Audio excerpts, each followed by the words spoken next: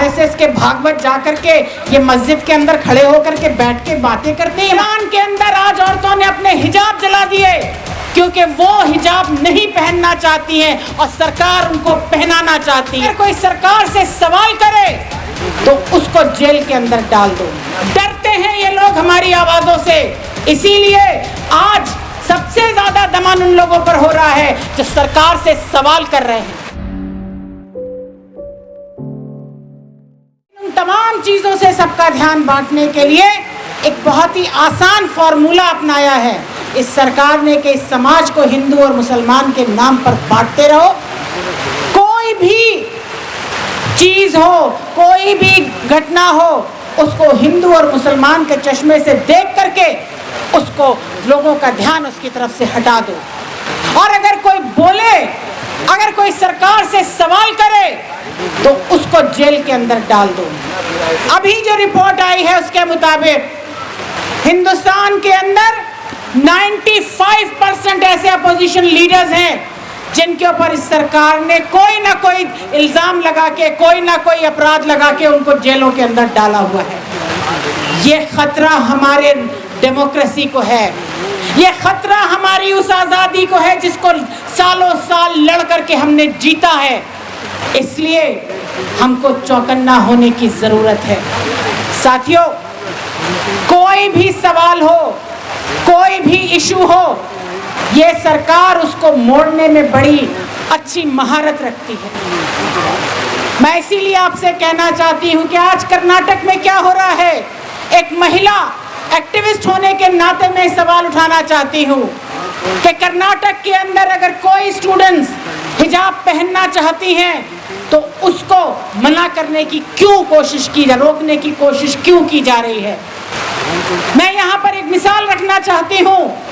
Iran के अंदर आज औरतों ने अपने हिजाब जला दिए क्योंकि वो हिजाब नहीं पहनना चाहती हैं और सरकार उनको पहनाना चाहती है। इसके खिलाफ विरोध किया उन्होंने। आज कर्नाटक के अंदर औरतें हिजाब पहनने के लिए लड़ाई लड़ रही हैं। तो ये क्या मामला है कि कहीं हिजाब पहनने की लड़ाई है, कहीं हिजाब उतारने की लड़ाई है। मामला ये है कि सरकार राज्य का जो दमन होता है ये उसके खिलाफ एक आंदोलन है, ये उसके खिलाफ एक आवाज़ है। चाहे वो ईरान में हो, चाहे हिंदुस्तान में हो, ये आवाज़ें उठ रही हैं कि हम इस दमन को सह नहीं पाएंगे, हम इस दमन को सहना नहीं चाहते हैं। और ये याद रखिएगा कि समाज के अंदर जो सबसे दबा कुचला तबका होता है, जब वो आवाज़ उठाता है तो सत्ता की बुनियाद हिल जाती है। डरते हैं ये लोग हमारी आवाज़ों से, इसीलिए आज सबसे ज़्यादा दमन उन लोगों पर हो रहा है जो सरकार से सवाल कर रहे हैं। चाहे उनकी गिनती कम हो लेकिन आवाज़ है। और इसीलिए साथियों, ये बहुत ज़रूरी है कि इन सवालों पर खामोशी अख्तियार न की जाए।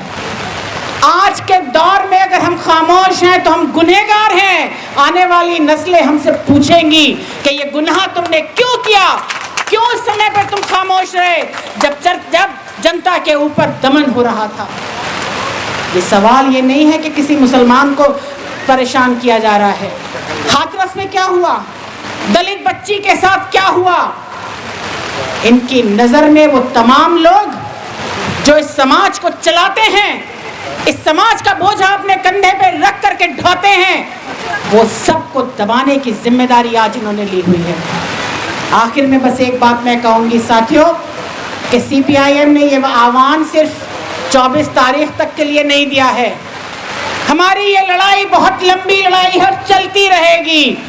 आपने देखा किस तरह से बिहार के अंदर, इस बिहार में जिस तरह की घटनाएं हुई, वो सरकार को किस तरह से नीतीश ने इनको धोखा दे करके या इनके सामने इनकी चालाकी को मुंहतोड़ जवाब देते हुए उन्होंने सरकार बना ली। घबराए हुए हैं ये। तभी कल शाह ने सारा जोर जो था वो नीतीश कुमार को लताड़ने पे और अपोजिशन को लताड़ने पे लगाया। अगर आपने कोई एक वीडियो देखा हो जिस वीडियो में नरेंद्र मोदी कहते हैं कि ये कम्युनिस्ट विचारधारा बड़ी खतरनाक विचारधारा है, इनसे हमें बचना चाहिए, इनसे हमें सोचना चाहिए। तो क्यों खतरनाक विचारधारा है? क्योंकि हम आपकी तमाम चालाकियों को, आपकी तमाम बेहुदा हरकतों को 1925 से लेके आज तक लड़ते आ रहे हैं। आज आप आरएसएस के भागवत जाकर के ये मस्जिद के अंदर खड़े होकर के बैठ के बातें करते हैं, इमामों की मस्जिद मजलिस में जाकर के वादे वईद करते हैं। झूठ बोल रहे हैं ये लोग। साथियों, मैं आखिर में इतना ही कहूँगी कि हमें इस लड़ाई को मजबूत करना है, हमें इस लड़ाई को आगे लेकर के जाना है और दुनिया की कोई ताकत ऐसी नहीं है जो हमें इस लड़ाई में पीछे धकेल सके। हमारी एकता, हमारी अखंडता जिंदाबाद। खबरों में बने रहने के लिए फोरम 4 को सब्सक्राइब करें और नोटिफिकेशन पाने के लिए बेल आइकन दबाएं।